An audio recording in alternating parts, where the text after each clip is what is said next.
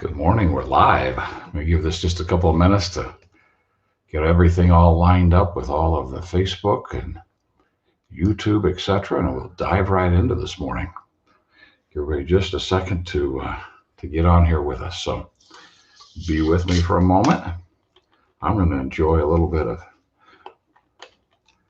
zero carb sparkling orange mango. How's that sound? What a wonderful morning. Ramona and I had some opportunities this weekend to get out on our bicycles. The weather's so beautiful. And we got in two 9.3 mile, take advantage of the last 0.3, right? 9.3 mile bike rides this weekend. We got up early this morning and hit the road again. Oh, what a wonderful morning. And this morning is Ramona's birthday. Isn't that exciting? What a fun way to spend her birthday morning out on a bike ride out into the country with the cows and the hay and it's just beautiful out there this morning. The sun was just starting to come up, a little chilly at first, and then it finally warmed up by the time we finished our ride. What a great way to start the day. Intentional, physical, just a great way to do it. I'm so grateful to be with you this morning. Got a topic to cover. Well, before I move off of Ramona, I just have to acknowledge the force that she is in our lives. It's just incredible to watch her live life. When we have couples retreats, we've had 262 of them over the years. Couples that have come to retreats, plus another 100 couples that have been coached with privately.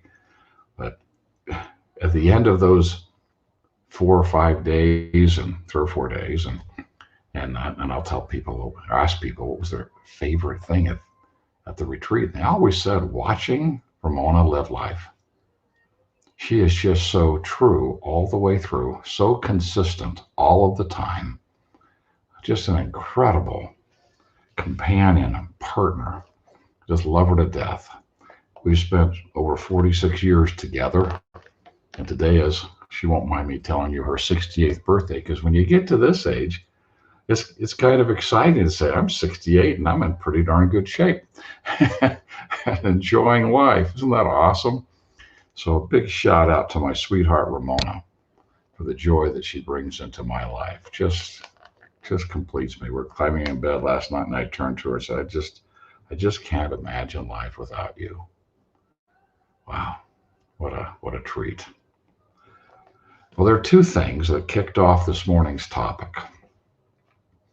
A week ago, we were having a neighborhood party. We invited everybody in the neighborhood to come for a barbecue, and we enjoyed a wonderful dinner. Everybody contributed, and then we got together in a big circle in the living room, and we were sharing things that nobody knew about us, something interesting. And we had some pretty good stories going. And the gentleman next to me, a neighbor, just a sweet gentleman, all of a sudden started gasping for air. And his head went up like this, and his wrist curled like this, and he stopped breathing. Well, fortunately, one of the friends was a doctor, and we immediately put him on the floor and started doing compression and CPR mouth to mouth, and we got his heartbeat back. Calling 911, we all gathered together because these were all wonderful people, and we prayed over him, which was really tender. And the paramedics arrived, and they got him hooked up to an EKG, and he kept stopping and then starting and then stopping and then starting. They finally gave him a jolt, and then they gave him a little epinephrine, and pretty soon things were going well, and got him loaded on the gurney and out the door, and he was talking to the paramedics like nothing had happened. It was just miraculous. Got to the hospital and got a pacemaker, a defibrillator installed, and is doing much better and is back home. Well, after the ambulance left, one of the ladies said, I just feel terrible. I said, well, why? She said, because I just felt really impressed to invite him to come tonight, and I feel responsible. And the doctor turned to her and said, if he wasn't here, he probably wouldn't have made it. If he'd have been at home in his bedroom and that happened, they'd have found him the next morning, dead. Because he was here, because there was immediate. Now, in the moment, it was a little, everybody was calm, but there's a little bit of that anxiety in the air, right? Everybody's doing their thing. We lifted up one piece of the couch and moved it totally out of the way. And it was crazy how quickly everything was done. And the paramedics were just brilliant. They just came in, and several of them, and helped him. And thanks to them, giant thanks to them. When it all got done, I would retrospectively look back that we'd experienced a miracle. Sometimes when things are happening to us in the moment, they can be very scary, even fearful. But sometimes we're right in the middle of a miracle. And one of the miracles I want to talk about today is when something frightening happens, and we have two choices. The choice can be that we just go into catastrophe and we start worrying and playing out worst case scenarios, or we go into creation. Because the second event happened over the weekend. Got a call from someone who had what could be a setback in a business and was concerned about it. And we talked, and I just listened and encouraged him. And then when we got off the phone, I was just pondering this, and I felt inspired to write him this note. And I want to share it with everybody this morning. When you have one of these moments, they just kind of rattle you. You know, you're going along and everything's fine, and something happens. I said these moments can be painful, but necessary. They awaken us and heighten our awareness so we do not get too comfortable or complacent, because that's a great risk in life. When things are going really well, we're just chugging along, and we're putting up with little things that are happening and etc., but they're going along pretty well. These moments help us to get laser focused on what it is that we really want to create. To step back and say, okay, I was going down that road because it was generating a lot of revenue, and that was fine. But is that really the road that I want to be on? That's an interesting question. They drive urgency. Fear always drives urgency, but sometimes it's very destructive urgency. We start making decisions based on what we think other people might need us to say or do, and we're trying to overcompensate, and it gets really ugly and awful and usually does not serve. But urgency does drive action.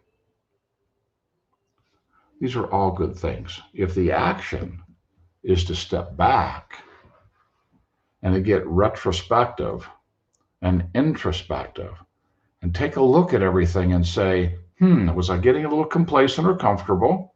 Interesting.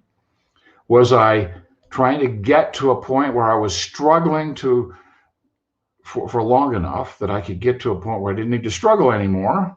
That's often the case. Had I been in resistance and resentment and just missed this point? These are just great moments when we can use fear to our advantage.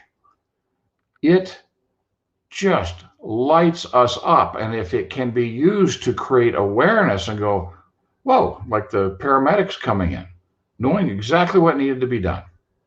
People do have heart attacks. They know what to do. Parenthetically, I might tell you the doctor said after he was taken that to the hospital that 80% of people that go on CPR don't survive. And that's kind of a scary statistic. So it was immediate professional response to a crisis. When we have one, let's not go into fear and go bury our head in the sand. Let's not get angry and frustrated because it's interrupted our vision, because we were starting to feel comfortable and we wanted comfort And so we were hoping this comfort would just go on forever. And comfort never goes on forever. It can be momentary, brief. But in this moment, we get this heightened awareness. It's like a wake up call. Use fear as a wake up call. What should I be doing differently? I had one last summer, a year ago next month. And all of a sudden my heart's going wacko. And then I start this stabbing pain in my calf. And it turns out I've got a deep vein thrombosis and it's throwing off blood clots and they're going through my heart and it doesn't like it. And turns out there's blood clots in both sides of my lungs. And I still remember 3:30 at night, morning, I should say, when the nurse came in and put me on oxygen because they said they were having trouble controlling my oxygen level. And then they came back 30 minutes and increased it. And 30 minutes later, increased it again. And I'm going, oh my goodness, am I going to die here? Could have. Found out later I could have. But didn't. What an interesting wake-up call to want to take on life at a different level. Yeah, I'm going to be 68 at the end of this month. We have birthdays on the same month. Ramona and I, by the way, were born in the same hospital, in the same year, the same month. Isn't that kind of cool? So my birthday this month, and we'll both be 68. And how do we want to spend the next 20 so years of our life? What a great thing to have a wake-up call. So if we can look at fear as an awakening, let it wake us up, step back and go, whoa, okay, was I asleep? Do I need to take a look at things a little differently? Will this help me? We don't want to put off today's task to tomorrow. We want to put all of our energy and focus it on the task at hand. We want to be more present in the now with a clearer vision of why we're doing what we're doing, because that's when we're alive. It's the desire to engage. Sometimes fear goes, whoa, you need to have a jump start here this morning. Poof, okay, I'm engaged.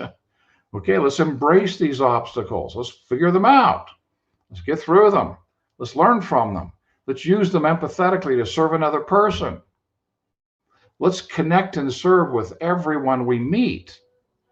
Let's leave everyone and everything better than we found it. And let's contribute to the world. Let's leave a footprint on this planet. How does that sound? If you're in the middle of one of those moments, just step back with me this morning, as I did with this dear friend last night. I'm going to read it one more time. These moments can be painful, but necessary. They awaken us and heighten our awareness so that we do not get too comfortable or too complacent. They help us laser focus on what it is that we really want to create. They drive urgency and action, all good things. So fear, false evidence appearing real, that triggering of our cortisol levels, the activation of our amygdala, if we go into that space and allow ourselves to be impaired and start playing out worst case scenarios, we could end up in a dark dungeon of despair and discouragement that's hard to get out of. But if we use this like we just got shocked, we just had a defibrillator, just boom, wake us up. Wake us up and let us take a different look at life this week and take it on. What a wonderful time of the year to be doing this, where the sun's coming out and the temperatures are wonderful and we can go outside and enjoy nature. Some of the restrictions are being lifted off of COVID so that we can spend more time with friends and neighbors who are becoming friends and just have a more full, joyful life. May we do this. Let's use fear to our advantage. Thanks, everyone.